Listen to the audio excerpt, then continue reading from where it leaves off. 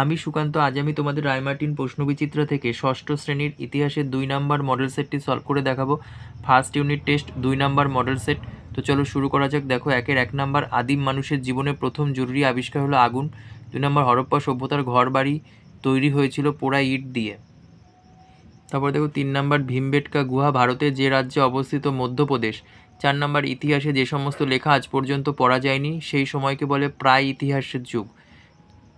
4 নম্বর। তারপরে 5 নম্বর দেখো, ভারতীয় উপমহাদেশের প্রথম গ্রামকেন্দ্রিক সভ্যতা হলো মেহেরগড় সভ্যতা। আচ্ছা, তারপরে দেখো 2 ম্যাচ, কস্তম্ভের সঙ্গে খস্তম্ভের মিলন। দেখো, কর্ণাটক, এটা হবে হুনসগি। তারপর দেখো 2 নম্বর, কৃষিকাজ, এটা হবে নতুন পাথরের যুগ। তারপর দেখো হরপ্পা সিলমোহর, এটা হবে মেসোপটেমিয়া।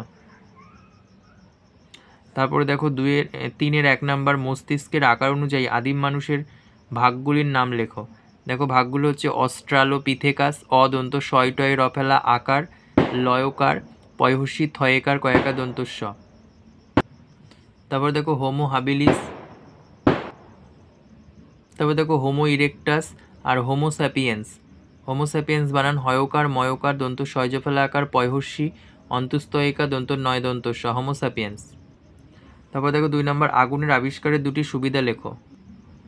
দেখো 20 পেজের 20 নম্বর কোশ্চেন, আগুন জ্বালাতে শেখার পর আদিম মানুষের কী কী সুবিধা হলো? প্রচণ্ড শীতের হাত থেকে রক্ষা, জীবজন্তুর আক্রমণ থেকে রক্ষা, আগুনে ঝলসে খাওয়া। এই পর্যন্ত। তারপর দেখো 3 নম্বর, একটি সভ্যতা হতে গেলে তার কী কী বৈশিষ্ট্য থাকা উচিত বলে তুমি মনে করো?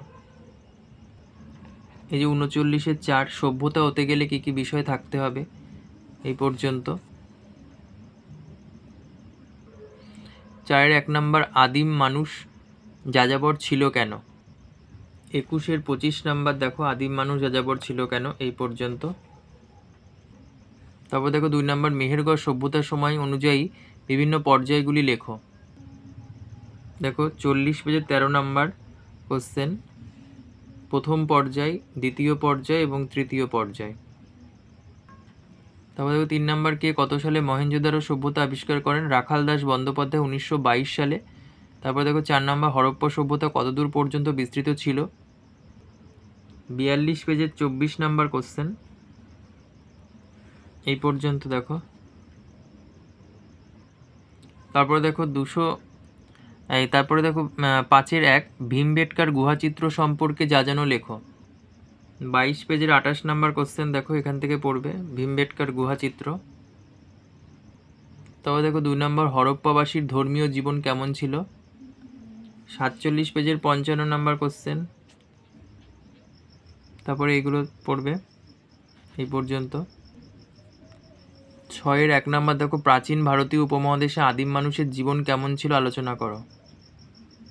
13 পেজের 1 নম্বর কোশ্চেন, আদিম মানুষের জীবনযাত্রা কেমন ছিল, এখান থেকে পড়বে। তারপর দেখো কর্ম প্রচেষ্টা। এই পর্যন্ত। তারপর দেখো 2 নম্বর, হরপ্পা সভ্যতার নগর পরিকল্পনা কেমন ছিল তা আলোচনা করো। 36 পেজের 4 নম্বর কোশ্চেন, দেখো হরপ্পা সভ্যতার নগর পরিকল্পনা, এখান থেকে পড়বে। তারপরে এই পাশে দেখো স্নানাগার। এই পর্যন্ত পড়বে।